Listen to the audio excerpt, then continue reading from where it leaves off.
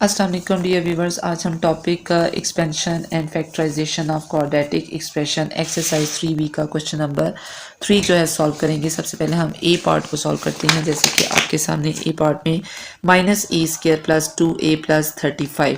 तो व्यूवर्स हम सबसे पहले इसके वेरिएबल के साथ जो नेगेटिव साइन है इसको ख़त्म करते हैं, इसको कॉमन ले लेते हैं। अब हम इसके कॉमन लेने के लिए हम सबसे पहले इसका माइनस साइन ब्रैकेट से बाहर लिखते हैं a²। अब इस माइनस साइन जो है वो अंदर के सब साइन को चेंज कर देगा, -2a - 35। तो व्यूवर्स जैसे कि मैंने अपनी पिछली वीडियोस में आपको इसके रूल्स जो है वो आपको लर्न करवाए थे कि जो फर्स्ट रूल है फैक्टराइजेशन में, इसमें हम फर्स्ट टर्म को लास्ट टर्म के साथ मल्टीप्लाई करते हैं। क्योंकि अगर किसी भी वेरिएबल के साथ कोई कोफिशिएंट ना हो तो हम उसको 1 अज्यूम करते हैं। तो इट्स मीन दैट कि इसका जो आंसर आएगा वो 35 आएगा। अब हमने ऐसे pair of factors find out करने हैं जिसको ऐड और सब्ट्रैक्ट करने से आपका आंसर 2 आए। तो सबसे पहले 1 × 35, 2 के टेबल में 35 नहीं आएगा। 5 के टेबल में 5 × 7, यानी अगर आप 5 को 7 में से माइनस करें तो आपके पास आंसर 2 आएगा। तो हम इस माइनस साइन को एज इट इज़ नीचे कॉपी कर लेंगे। फर्स्ट टर्म और लास्ट टर्म को हम एज इट इज़ लिख लेंगे, ब्रैकेट क्लोज। अब हम इसमें ब्रैकेट अप्लाई करेंगे। चूँकि इसमें वेरिएबल ए अप्लाई हो रहा है इसलिए हम इन दोनों पेयर ऑफ फैक्टर्स के साथ वेरिएबल ए अप्लाई करेंगे। व्यूवर्स सब डिफरेंस का जो सबसे बेहतरीन या जो पहला सूल ये है कि आप ग्रेटर वैल्यू में से स्मॉलेस्ट वैल्यू को माइनस करेंगे, 7a - 5a। तो व्यूवर्स अब हम इसकी ब्रैकेट को ओपन करने हैं। जो इसकी इनर मोस्ट ब्रैकेट है -7a + 5a - 35, ब्रैकेट क्लोज। तो व्यूवर्स अब हम इसको 2 ग्रुप ऑफ ब्रैकेट में कन्वर्ट कर देते हैं, a² - 7a then plus 5a - 35। जी ये आपके पास 2 ग्रुप ऑफ ब्रैकेट्स आ चुकी हैं। अब हम इनमें से कॉमन लेंगे क्योंकि इन दोनों टर्म्स में a जो है एक ऐसा कॉमन वेरिएबल है जो कि दोनों टर्म में यूज़ हो रहा है, इसलिए a यहाँ पे a की पावर 2 है।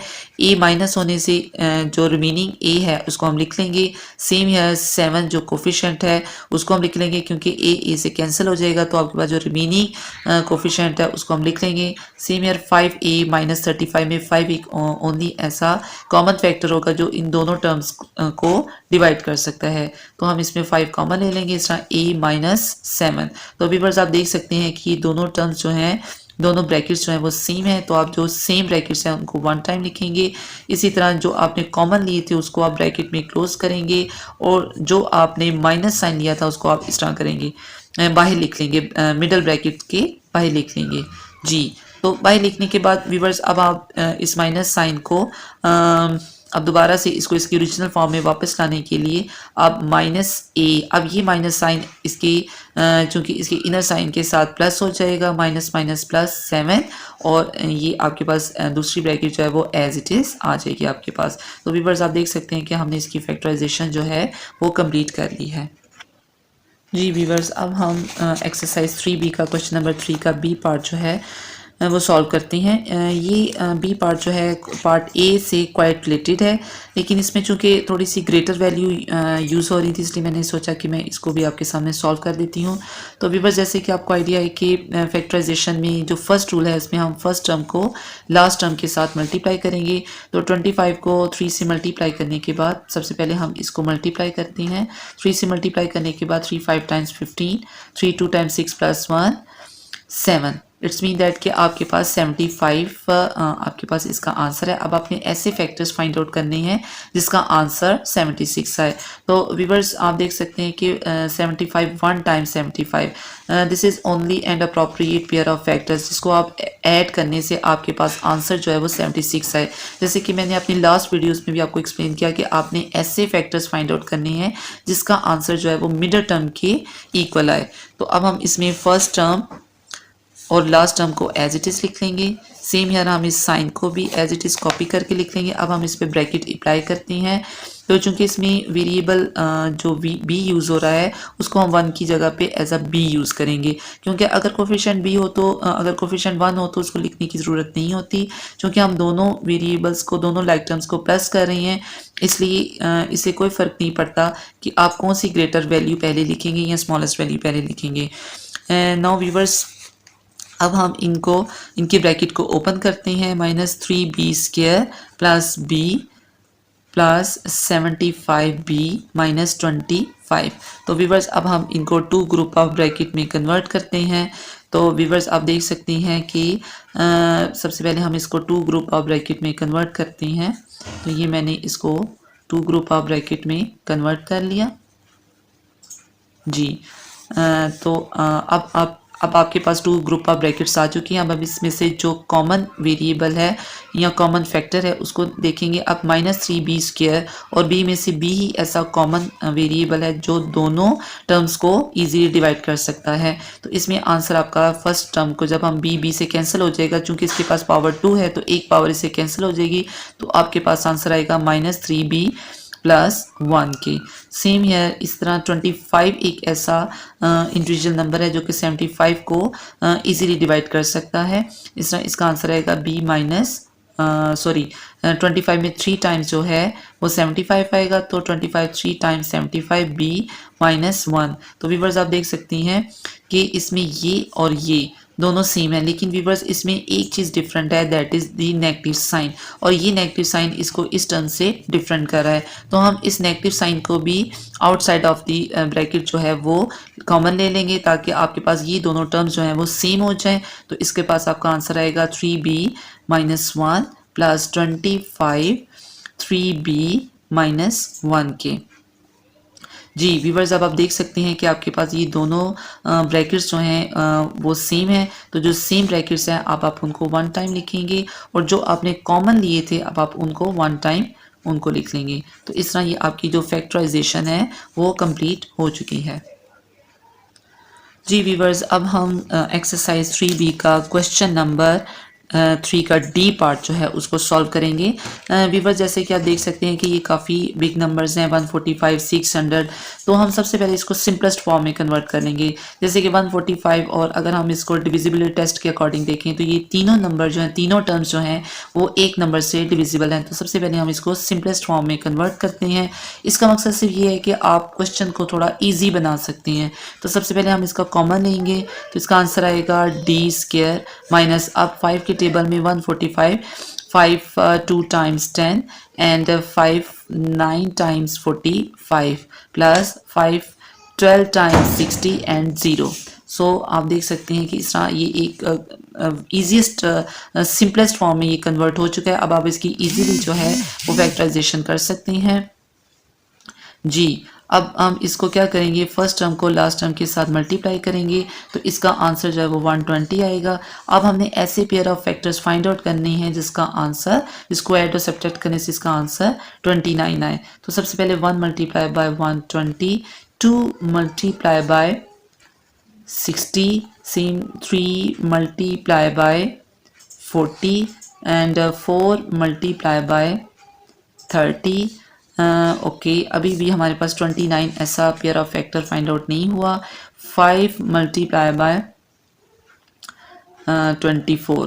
तो व्यूवर्स आप देख सकते हैं कि अगर हम 5 को 24 में प्लस करें तो आपके पास आंसर जो है वो 29 है, इसलिए ये पेयर ऑफ फैक्टर जो है सबसे अप्रोप्रिएट है। बाकी पेयर ऑफ फैक्टर्स को हम कैंसिल कर देंगे। तो अब हम इसमें सेकेंड रूल अप्लाई करते हैं, d², फर्स्ट और लास्ट टर्म को हम एज इट इज़ कॉपी करेंगे जी। अब हम इसमें ब्रैकेट अप्लाई करते हैं, चूंकि इसमें वेरिएबल d यूज़ हो रहा है तो हम दोनों टर्म्स के साथ d यूज़ करेंगे। चूंकि हमने ऐड करना है तो हम इसमें कोई भी टर्म्स को पहले लिख सकते हैं, 5d प्लस 24d के।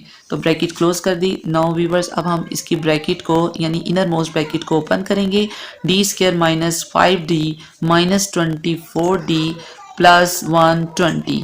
तो व्यूवर्स अब हम इसको टू ग्रुप ऑफ ब्रैकेट यानी जो इनर इस मिडल ब्रैकेट के अंदर जितनी भी एक्सप्रेशन है इसको टू ग्रुप ऑफ ब्रैकेट्स में कन्वर्ट करेंगे।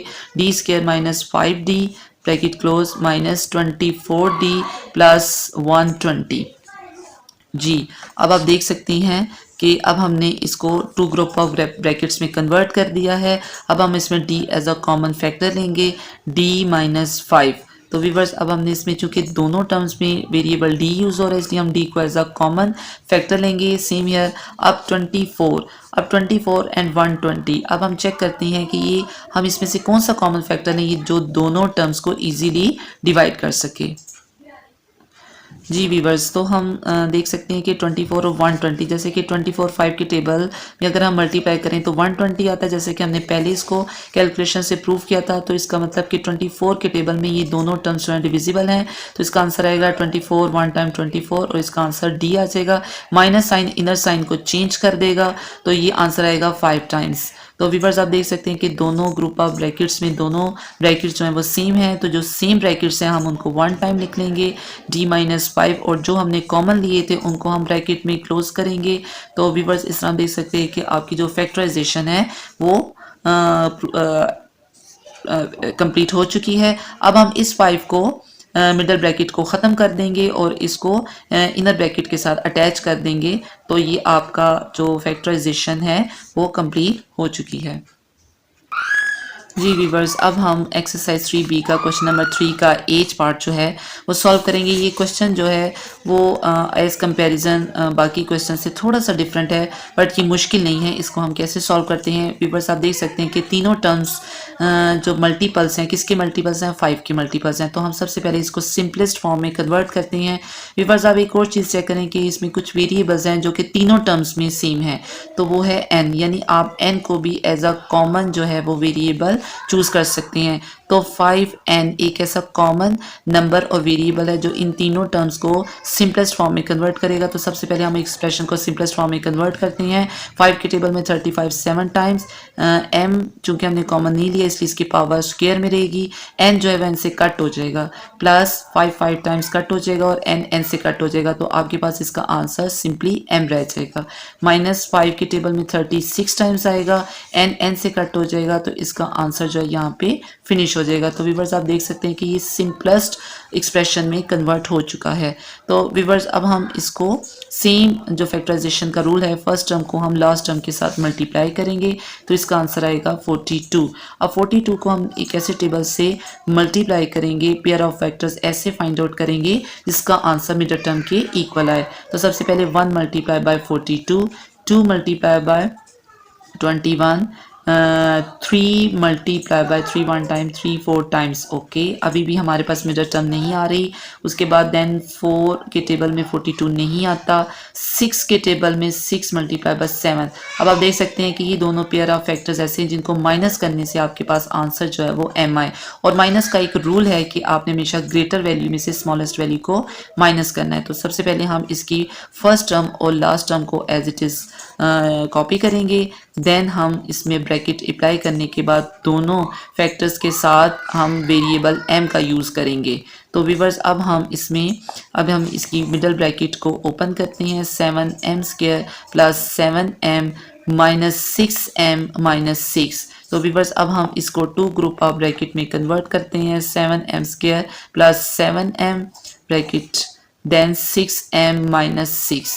जी, तो अब आप देख सकते हैं कि 2 ग्रुप ऑफ ब्रैकेट्स में कन्वर्ट हो चुका है। 5n, अब हम इन दोनों ब्रैकेट्स में कॉमन फैक्टर्स चूज़ करेंगे क्योंकि 7m एक ऐसा कॉमन फैक्टर है जो दोनों टर्म्स को इजीली डिवाइड कर सकता है। तो इसका आंसर आएगा m। अब 7m कंप्लीटली डिविजिबल है 7m से, तो इसका आंसर आएगा 1। सेम यहाँ पे दोनों टर्म्स में 6 only the factor which can divide both the terms, so answer will be m। अब now this negative sign change करेगा इनर साइन को, +1। तो व्यूअर्स आप देख सकते हैं कि दोनों ब्रैकेट्स जो हैं उनमें टर्म्स जो हैं दे आर सेम। अब हम जो सेम टर्म्स हैं, सेम ब्रैकेट्स हैं, उनको 1 टाइम लिख लेंगे m+1 के, देन 7m माइनस 6 के।